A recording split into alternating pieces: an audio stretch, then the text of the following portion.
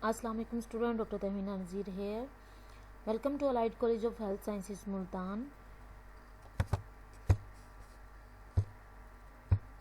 In this lecture we are going to study about your subject Introduction to Statistical Theory 1. So let's start our lecture. In this lecture I am going to tell you about what is statistics, its definition, its uses, its branches. So let's start our lecture.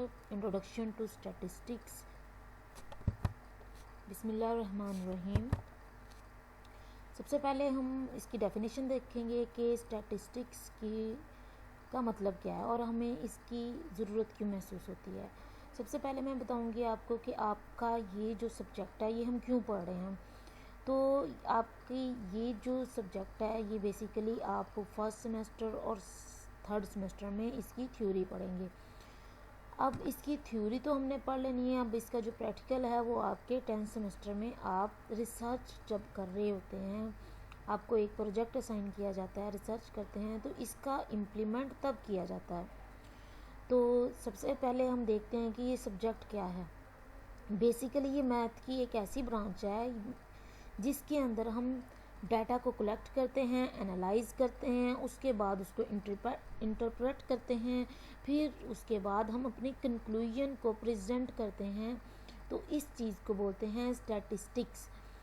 A branch of mathematics dealing with the collection, analysis, interpretation and presentation of message of numerical data.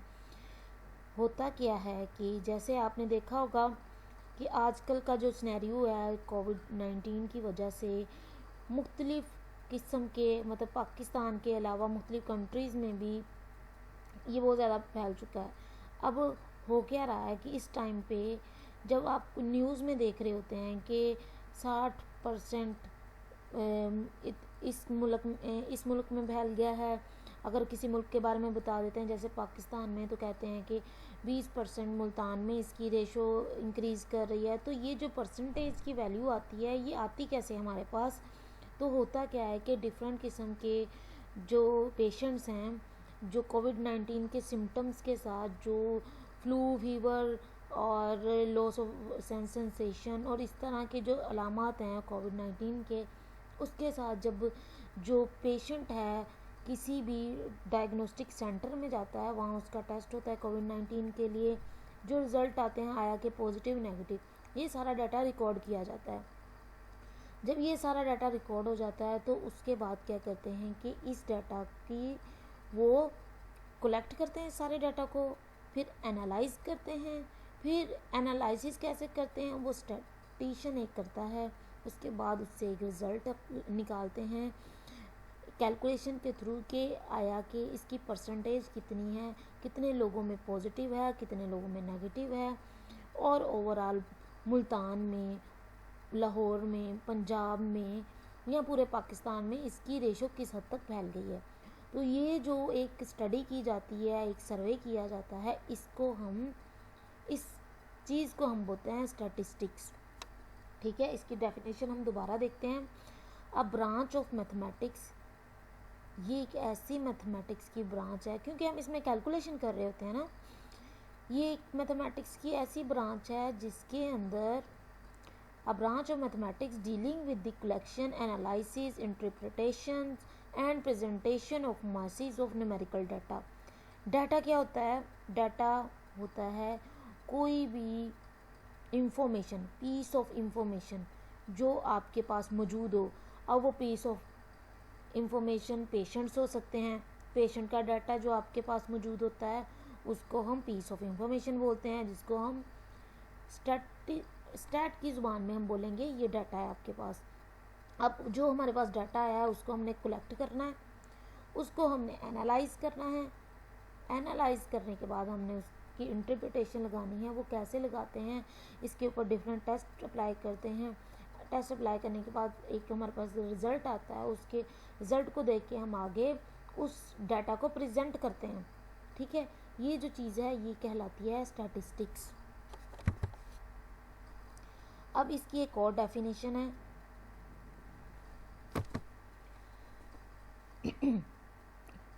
It's science of collecting, organizing, summarizing, analysis, interpretation, presentation and dissemination of data। अगर हमारे पास कोई piece of information है जिसको हम data बोलते हैं, वो बिखरी हुई फॉर्म में है, डिसेमिनेशन मतलब स्कैटर्ड फॉर्म में है, तो हमने क्या करना है, उसको कलेक्ट करना है, ऑर्गेनाइज करना है, तरतीब देनी है उसको। फिर हमने वो जो इतना ज़्यादा डाटा है उसको हमने समरी बना देनी, उसको छोटा कर देना है, मिनिमाइज़ कर देना है, उसको समराइज़ कर देना है। उसके बाद हमने उसको एनालाइज करना है कि आया कि हमारा डाटा ठीक है कि नहीं। एनालिसिस के लिए हम कुछ टेस्ट अप्लाई करते हैं, हम फिर उसके बाद हम इंटरप्रेट करते हैं कि जो हमने एनालाइज किया है वो चीज़ ठीक है कि नहीं। फिर उस जो एनालिसिस से इंटरप्रिटेशन हम निकालते हैं, उसको उसके थ्रू हम एक रिज़ल्ट बनाते हैं जिसको हम प्रेजेंट करते हैं। ठीक है, तो ये क्या चीज़ है, ये स्टैटिस्टिक्स कहलाती है। ठीक है, ये एक ऐसी ब्रांच है जिसके अंदर हम क्या कर रहे हैं, डाटा को कलेक्ट कर रहे हैं, ऑर्गेनाइज कर रहे हैं, ऑर्गेनाइज मतलब तरतीब दे रहे हैं, समराइज़ करते हैं मतलब कि अगर रॉ फॉर्म में है हमारे पास डाटा, ज़्यादा अमाउंट में डाटा है, उसको हम शॉर्ट बना लेंगे। ठीक है, उसके अलावा हम एनालाइज करेंगे, इंटरप्रेट करेंगे और फिर उसके बाद जो रिज़ल्ट आएंगे, कंक्लूजन्स आएंगे, हम उसको सबके सामने प्रेजेंट करेंगे। ठीक है, ये चीज़ होती है statistics. It is generalized term and encompasses data pertaining to any subject. अब ये जो स्टैटिस्टिक्स है ना वर्ड, ये हम किसी भी सब्जेक्ट के ऊपर अप्लाई कर सकते हैं। ये हम ऐसा नहीं कहते कि ये जो स्टैटिस्टिक है ये बस हम इंसानों के ऊपर अप्लाई करेंगे, ये जो स्टैटिस्टिक है ये सिर्फ जानवरों पे अप्लाई करेंगे। ये एक जनरल टर्म है जिसको हम दुनिया के किसी भी ऑब्जेक्ट के ऊपर अप्लाई कर सकते हैं। ठीक है, the data collected is useful to take timely action by decision maker and financer. अब जो रिसर्च करवा रहे हैं, जो इन्वेस्ट कर रहे हैं, वो फाइनेंसर कहलाते हैं। अब जो भी हमारे पास डाटा आ गया है, चाहे वो पेशेंट्स के थ्रू आया है, पेशेंट का जहाँ पे पेशेंट आ रहे हैं वहाँ के जो ऑर्गेनाइजेशन टीम है उनके थ्रू हमें मिला है, जैसे भी मिला है स्टैट के थ्रू, इस स्टैटिस्टिक्स के थ्रू हम क्या करते हैं कि उस सारे डाटा को टाइमली मैनेज कर लेते हैं और जल्दी से उसके बारे में हम रिज़ल्ट निकाल लेते हैं। ठीक है, अभी तक आपको स्टैट की डेफिनेशन समझ आ चुकी होगी। स्टैट क्या है, बेसिकली कोई भी डाटा हमने लेना है, उसको ऑर्गेनाइज करना है, कलेक्ट करना है सबसे पहले, फिर ऑर्गेनाइज करना है, फिर एनालाइज करना है, फिर जो एनालिसिस के बाद हमारे पास रिज़ल्ट आएगा उसको इंटरप्रेट करना है, इंटरप्रेट करने के बाद हमने उसको प्रेजेंट कर देना है। ठीक है, ये 4 स्टेप हैं इसके। अब ये जो स्टेप्स हैं इसको मैं तरतीब से बताती हूँ। Process of statistics. अब हमारे पास इसका तरीकाकार क्या है, कैसे हम स्टैटिस्टिक्स का प्रोसेस परफॉर्म करते हैं। तो सबसे जो पहला प्रोसेस है उसमें क्या करते हैं, आइडेंटिफाई द रिसर्च ऑब्जेक्टिव।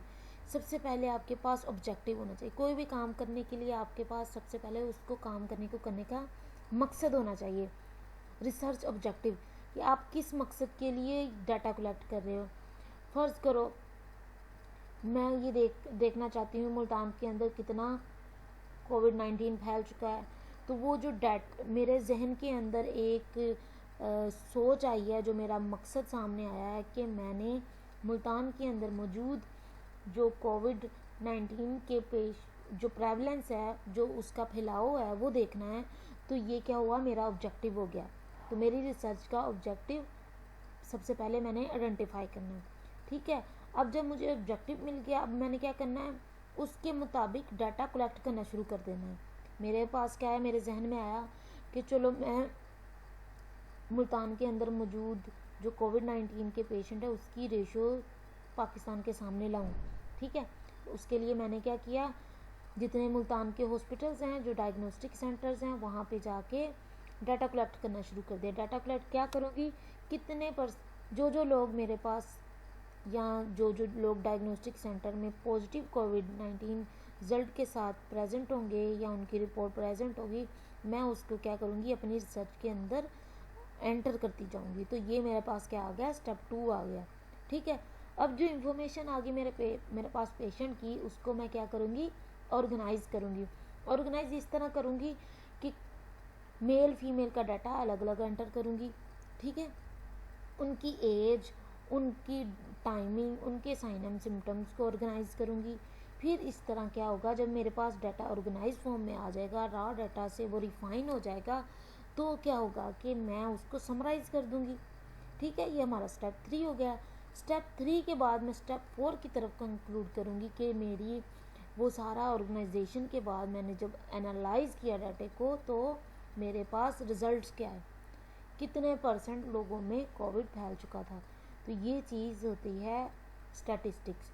क्या है, 4 सब्जेक्ट हैं इसके, 4 प्रोसेस है इसके, 4 स्टेजेस हैं इसकी, जिसके अंदर क्या आता है, सबसे पहले मैंने सोचना है मैंने किस पॉइंट पे रिसर्च करनी है। ठीक है, वो जो पॉइंट है उसको कहते हैं ऑब्जेक्टिव, मकसद आपका रिसर्च के ऑब्जेक्टिव क्या है आपका। ठीक है, जैसे मैंने कोविड-19 को ले लिया, आप लो बैक पेन को ले सकते हो, आप शोल्डर पेन को ले सकते हो, आप हेडेक को ले सकते हो, आप स्ट्रेस को ले सकते हो, कोई भी आपका ऑब्जेक्टिव हो सकता है।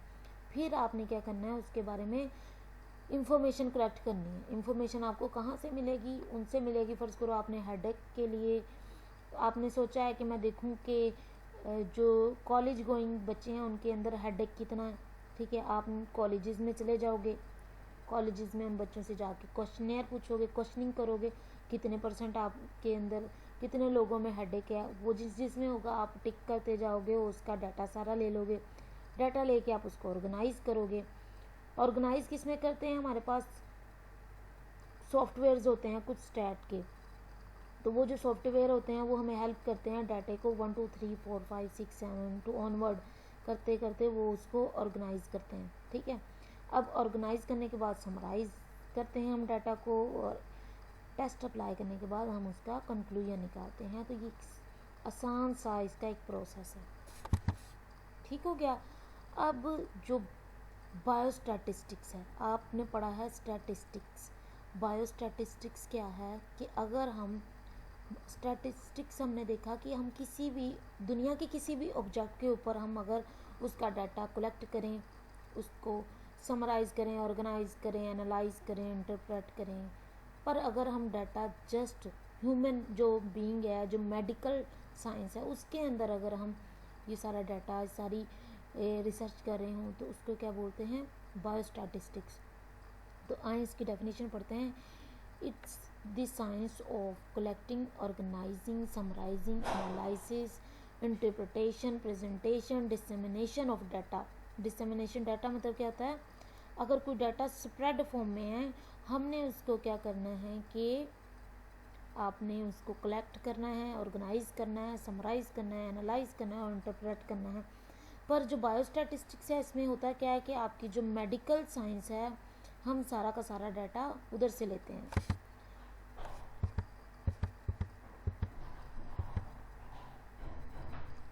अब जो स्टैटिकल टूल्स हैं, हम किसी भी ब्रांच में अप्लाई कर सकते हैं। आप बिजनेस में अप्लाई कर सकते हैं, एजुकेशन में, साइकोलॉजी में, एग्रीकल्चर में, इकोनॉमिक्स में, हर फील्ड के अंदर हम स्टैट को अप्लाई कर सकते हैं।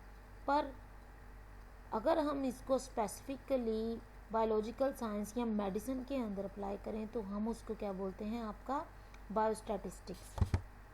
ठीक है, अब फर्दर इसकी आगे 2 मेन ब्रांचेज हैं।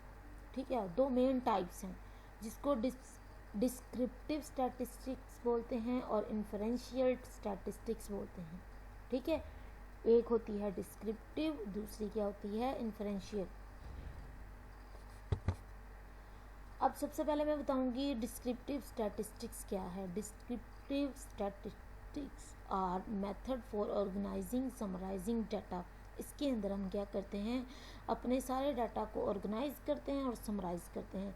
जैसे आप कर लें, सारे डाटा को कलेक्ट करके आप जो उसका मीन मीडियन मोड ले लेते हो ना आसानी से, जो सिंपलेस्ट फार्मूलाज के थ्रू मीन मीडियन मोड ले लेते हो, उसको क्या बोलते हैं हम, डिस्क्रिप्टिव स्टैटिस्टिक्स। ठीक है, अब इसको हम टेबल की फॉर्म में, ग्राफ की फॉर्म में शो कर सकते हैं। ठीक है, descriptive statistics are the methods for organizing, summarizing data. For example, table or graphs are used to organize data, and descriptive values such as the average score are used to summarize data. अगर हमने किसी भी data को summarise करना है ना, तो फ़र्ज़ करो हमारे पास उसकी रेंज आ रही है कि 11 से 20 के दरमियान के एज को लिया है हमने। हम क्या करेंगे, जब हमने इस डाटा को समराइज़ करना है तो 11 से 20 को डिवाइड कर देंगे। 11 से लेकर 20 की उम्र के जितने भी बच्चे आते हैं उनको प्लस करके नंबर से डिवाइड कर देंगे। जो हमारे पास एक एवरेज अमाउंट आएगी, हम क्या करेंगे उसको, या मीन लेके, मीडियन मोड कुछ भी ले सकते हैं, एवरेज लेके हम उस डाटा को समराइज़ कर लेंगे, शॉर्ट फॉर्म में ले आएंगे। अ descriptive value for a population is called parameter and a descriptive value for a sample is called statistics. एक होती है पॉपुलेशन। पॉपुलेशन क्या है? आबादी। ठीक है, आबादी का, अब अगर हम रिसर्च करें तो पूरी पाकिस्तान के लोगों पे रिसर्च करना मुश्किल है बनिस्बत उनके जिनके अंदर हम कुछ लोगों को चुन के अगर हम ले आए, उसकी बीमारी के बारे में पूछें, तो वो जो रिसर्च करने का तरीक़ाकार है वो ज़्यादा जो रिज़ल्ट आते हैं ऑथेंटिक आ जाते हैं। तो अगर हम जो अपनी स्टैटिस्टिक्स है उसको पॉपुलेशन पे अप्लाई करते हैं तो उसको हम पैरामीटर बोलते हैं। ठीक है, और अगर हम सैंपल के ऊपर अप्लाई करते हैं, सैंपल मतलब कुछ पॉपुलेशन के अंदर में से कुछ लोग, अगर आपके पास 100 की पॉपुलेशन है तो सैंपल आपका 10 से 15 लोग होंगे। ठीक है, तो अगर आप सैंपल के ऊपर स्टैट अप्लाई कर, डिस्क्रिप्शन अप्लाई करते हैं तो इसको बोलते हैं स्टैटिस्टिक्स। अब बात करते हैं दूसरी ब्रांच की, इन्फरेंशियल स्टैटिस्टिक्स। इन्फरेंशियल का क्या मतलब है? ये इन्फेरेंस से आया है लफ्ज़। इन्फेरेंस का क्या मतलब होता है? नतीजा निकालना, नतीजा अखज़ करना। तो स्टैटिस्टिक्स एक ऐसी ब्रांच है, इन्फरेंशियल स्टैटिस्टिक्स एक ऐसी ब्रांच है जिसके अंदर हम क्या करते हैं कि कंक्लूजन निकालते हैं, रिज़ल्ट निकालते हैं। जितने भी हमारे पास रॉ डाटा है उसको हम रिज़ल्ट अप्लाई करके जनरल कंक्लूजन निकालते हैं, रिज़ल्ट निकालते हैं अपना। ठीक हो गया। Because a sample is typically only part of whole population, sample data provide only limited information about the population. As a result, sample statistics are generally imperfect representative of the corresponding population parameter. अब देखो, हम अपनी आसानी के लिए sample उठाते हैं ताकि हमारे लिए जो रिसर्च करना है वो मुश्किल ना हो। पूरे पाकिस्तान की आबादी के ऊपर रिसर्च करना मुश्किल हो जाएगा।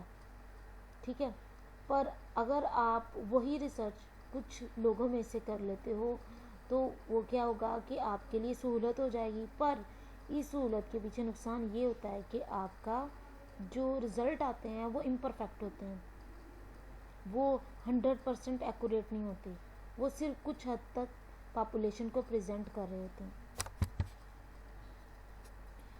अब डिस्क्रिप्टिव वर्सेस इन्फरेंशियल स्टैटिस्टिक की बात करें तो डिस्क्रिप्टिव क्या है? वो सिंपली ऑर्गेनाइजेशन और समराइजेशन ऑफ डाटा है, जबकि जो इन्फरेंशियल स्टैटिस्टिक्स है वो क्या है कि उसमें आप जितना भी आपका सैम्पल साइज़ है उसके बाद जो डाटा निकलता है आप उसको कंक्लूड करते हो, उसका रिजल्ट निकालते हो। तो आज के लेक्चर में हमने देखा स्टैट क्या है, स्टैटिस्टिक्स क्या है, जो कि मैथमेटिक्स की एक ब्रांच है जिसके अंदर हम क्या करते हैं कि डाटा को कलेक्ट करते हैं, ऑर्गेनाइज करते हैं, एनालाइज करते हैं, फिर इंटरप्रेट करते हैं। ठीक है, उसके बाद मैंने आपको बायोस्टैटिस्टिक्स का बताया कि अगर हम स्टैटिस्टिक्स को किसी भी ऑब्जेक्ट के ऊपर कर सकते हैं, पर बायोस्टैटिस्टिक्स में क्या होता है कि हम उसको जो मेडिकल साइंसेज है उसके अंदर अप्लाई करते हैं। ठीक है, उसके बाद हमने इसकी दो ब्रांचेस देखी, डिस्क्रिप्टिव स्टैटिस्टिक्स और इन्फरेंशियल स्टैटिस्टिक्स। डिस्क्रिप्टिव में हम जस्ट क्या करते हैं, ऑर्गेनाइज और समराइज करते हैं एक डाटा को, जबकि इन्फरेंशियल में हम क्या कर रहे होते हैं कि डाटा को कलेक्ट करके उसका कंक्लूजन भी निकाल के दे रहे होते हैं। कोई भी क्वेश्चन, कोई क्यूरी हो आपको इस लेक्चर के रिगार्डिंग, आप मुझसे पूछ सकते हैं। थोड़ा सा आपको ये डिफरेंट लगेगा, थोड़ा सा डिफ़िकल्ट भी हो सकता है, पर आप मुझसे क्वेश्चनिंग करें, कुछ भी आपका प्रॉब्लम होगा मैं उसको रिजॉल्व करूँगा। Thank you so much. अल्लाह हाफिज़।